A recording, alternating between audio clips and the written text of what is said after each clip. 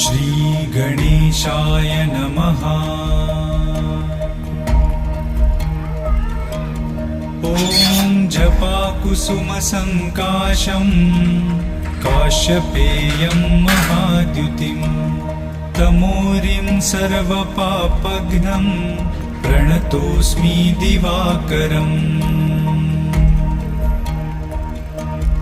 ॐ दधिशङ्खतुषाराभं क्षीरोदार्णवसम्भवं नमामि शशिनं सोमं शम्भोर्मुकुटभूषणम्।